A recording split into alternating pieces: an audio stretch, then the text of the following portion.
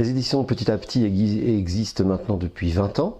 Nous avons 2 bureaux, un bureau à Rouen et un bureau à Nantes, et nous sommes une équipe de 5 personnes. Nous vendons à peu près 100 000 albums par an, et nous avons développé le concept de docu-BD. Le docu-BD, la volonté première, c'est de faire découvrir un sujet par le biais de la bande dessinée et du documentaire. À la manière d'un docu-fiction à la télévision, on raconte une histoire par la bande dessinée et on complète cette histoire par un documentaire fait de tas de photos, de reportages, d'images, de livres à découvrir, de films à voir, qui offre un prolongement à la découverte de la BD. L'avantage du docu-BD, c'est que quel que soit le sujet, on peut intéresser un lecteur. Moi je dis toujours, on fait des albums pour des gens qui n'aiment pas lire. Des gens par contre qui aiment qu'on leur raconte des histoires.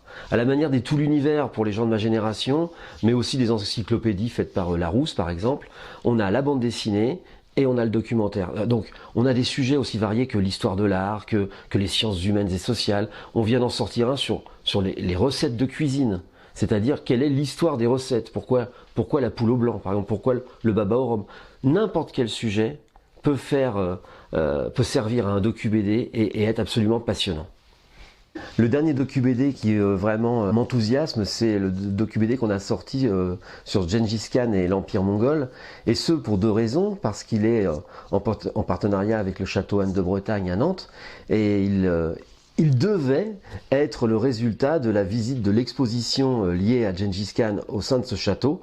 Mais cette exposition a été annulée parce que le gouvernement chinois a voulu censurer cette exposition, ne souhaitant pas que l'on mette en avant ce grand chef mongol. Donc il y a ce petit côté aussi résistant que j'aime beaucoup à travers ce superbe docu-BD qui fait découvrir un des hommes les plus importants de notre univers et à travers un docu-BD qui a été réalisé par la meilleure spécialiste de l'Empire mongol et par un dessinateur de grand talent qui s'appelle Laurent Seigneuret. Notre méthode de travail est très simple, on n'a pas la prétention de savoir, on est des éditeurs, on est des accoucheurs, on s'entoure des meilleurs. On s'entoure des meilleurs scénaristes, des meilleurs historiens, des archéologues, des scientifiques, et évidemment des dessinateurs de BD. Et tout ce petit monde-là est géré par un chef de projet de la maison d'édition, de manière à ce que l'ouvrage soit le plus cohérent et le plus complet possible. Ah non, c'est pas un bon médium du tout, c'est le meilleur médium.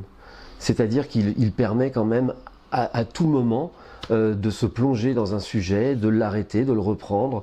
On y trouve du plaisir à la lecture, on y trouve de l'intérêt, c'est le meilleur médium.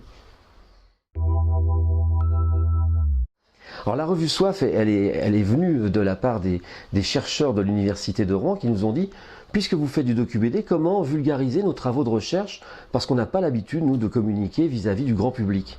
Donc on a décidé de créer ce MOOC, la revue Soif, qui permet d'adapter, donc toujours en docu-BD, des sujets de thèse qui sont parfois très précis et souvent même compliqués, mais de cette manière-là, on peut les vulgariser et les offrir au plus grand nombre de lecteurs.